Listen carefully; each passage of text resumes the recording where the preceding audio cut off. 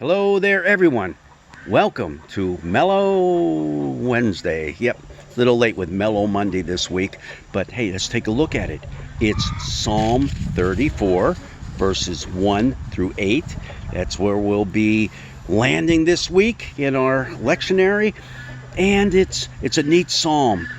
It's one of those acrostic psalms. You remember those? They start out with a word in the Hebrew that begins with the corresponding letters of the Hebrew alphabet in order.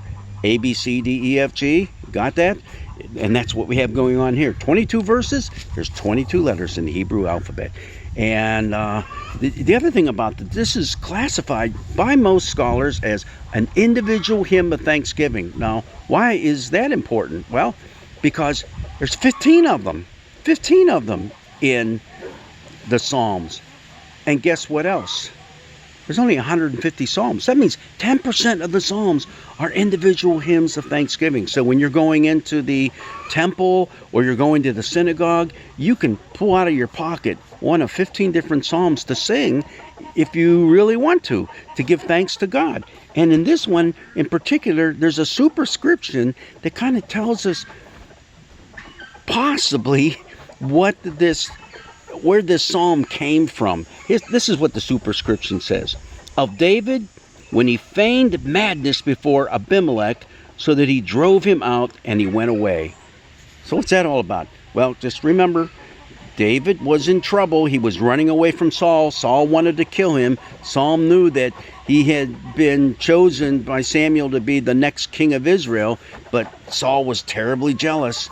And so David was running for his life, and he was hiding amongst a bunch of Philistines. And the king of Gath was not Abimelech, but Achish. So somehow the names got a little mixed up here, but it was the Achish.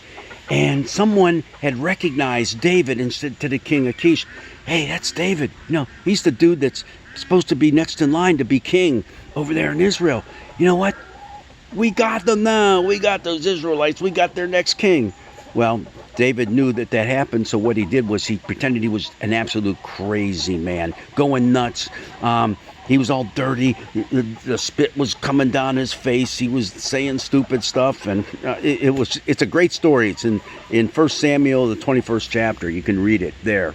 And the king said, "Get this crazy man out of here. We have enough of them in our midst right now." So David was able to escape. So it's a hymn of thanksgiving to God for allowing him to escape a most certain long imprisonment or a most certain death. And that's what you have with a lot of these hymns of thanksgiving, the individual ones especially. You also have them in the corporate hymns, but those are separate altogether. But I like to read the 8 verses. They're beautiful, and they can be applied to a lot of different situations in our lives.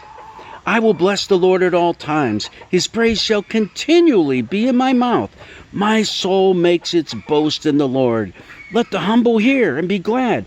Oh, magnify the Lord with me. Let us exalt his name together. I sought the Lord, and he answered me and delivered me from my fears.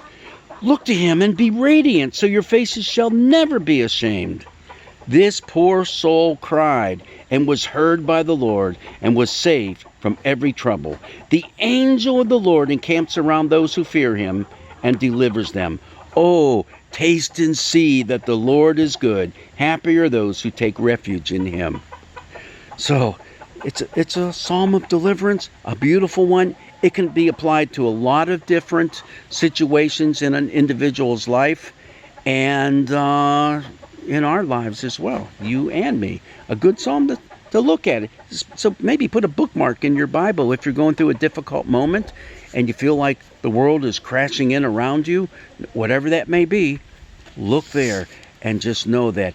Put your trust and your hope in the Lord being all capital letters in most of our Bibles, which means it's Yahweh. Put your hope and trust in Yahweh, and he'll be there to pull you through. It's a great psalm. So the one thing I wanted to point out here is that's what I'm looking for right now. Right at the very end. How you like that? Oh, taste and see that the Lord is good. That word taste means experience.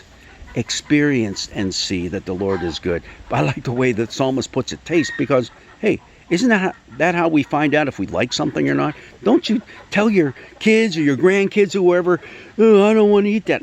Just take a bite of it. Maybe you'll end up liking it. And maybe right now they go, ugh, and they back away. But then, later on in life, you see them just shoveling it down. Just taste and see. And isn't that what we do when we come to the communion table every Sunday? When we come up and receive that bread and that wine. And in some liturgies, we have those exact words. Taste and see that the Lord is good. Okay, well, it's a nice day out. The wind is blowing. It's drying things out. You know what I'll be doing this afternoon. Finally, after almost 2 weeks, getting my lawn mowed. It just seemed that every time I went to do it, it was pouring down rain. I got excuses for everything. And that's my story, and I'm sticking to it. God's blessings be with you, and enjoy your day.